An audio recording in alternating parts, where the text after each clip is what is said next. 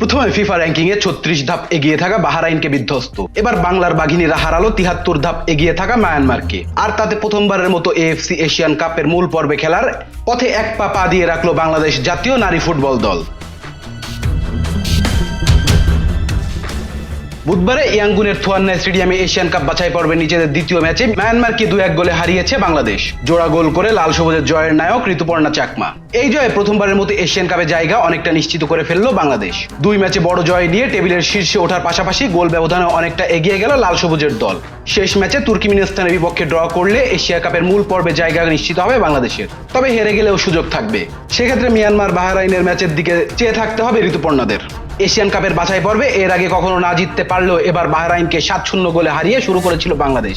Ranking এ 36 ধাপ এগিয়ে থাকা দল এভাবে বিধ্বস্ত করে পিটার বাটলারের অধীনে নতুন এক যুগের বার্তাই দিচ্ছিল বাঘিনারা। তবে 73 ধাপ এগিয়ে থাকা যারা কিনা তুর্কমেনিস্তানকে 8-0 গোলে হারিয়ে আসর শুরু করেছে তার উপর স্বাগতিক। সে মিয়ানমারের বিপক্ষে জয়ের চিন্তাটাও ছিল দুঃসাহসী। সেটাই করে দেখালো ঋতুপর্ণা আফিদেরা।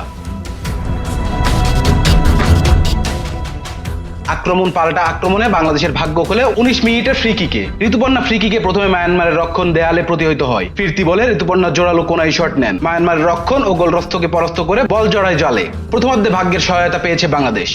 মিয়ানমারের একটি আক্রমণ ক্রসবারে লেগে ফিরে আসে।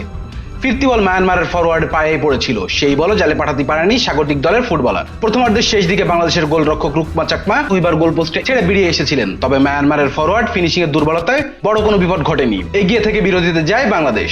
পিছিয়ে থেকে মাঠে নেমে দ্বিতীয়ার্ধে বাংলাদেশের ওপর চাপ বাড়ানোর চেষ্টা করে মায়ানমার। তবে 71তম মিনিটে উল্টো গোল হজম করে বসে তারা। প্রতিপক্ষের পাস কেড়ে নিয়ে বা প্রান্তের ডি বক্স লাইন থেকে দারুণ এক ক্রসে মায়ানমারের গোলরক্ষককে পরাস্ত করে জাল খুঁজে নেন ঋতুপর্ণা। তাতে জয়ের শক্তিভিত গড়ে নেয় বাংলাদেশ। 89 মিনিটে গোল করে লাল সবুজের কিছুটা চাপে ফেলে দিয়েছিল স্বাগতিকরা। ডান প্রান্ত ধরে আক্রমণে উঠে বক্সে পাস দেন শান্তথ। গোলমুখে নিখুঁত শট জাল খুঁজে নেন উইন। এরপর যোগ করার সময় সমতায় ফিরিয়ে উঠতে মরিয়া হয়ে ওঠে স্বাগতিকরা। তবে তাদের একের পর এক আক্রমণ ব্যর্থ হয়ে জয় ছিনিয়ে নেয় বাংলাদেশ। 2 ম্যাচে 2টিতে জিতে 6 পয়েন্ট নিয়ে সি গ্রুপের শীর্ষে রয়েছে বাংলাদেশ। পরের ম্যাচে অপেক্ষাকৃত দুর্বল দল তুর্কমেনিস্তানের বিপক্ষে হার এড়ালেই এশিয়ান কাপের মূল পর্বে জায়গা করে নিবে বাংলাদেশের বাঘিনীরা। 5 জুলাই একই মাঠে গ্রুপ পর্বের শেষ ম্যাচে লাল সবুজের দলের অস্ট্রেলিয়ায় আগামী বছর অনুষ্ঠিত হতে যাওয়া এএফসি নারী এশিয়ান কাপের অংশ নেবে মোট 12টি দল। ইতিমধ্যে আয়োজক সহ 4 দল নিশ্চিত। বাকি বাছাই পর্বের 8 গ্রুপ থেকে 8 চ্যাম্পিয়ন দল জায়গা করে নেবে মূল পর্বে। Rezon Islam, B sports.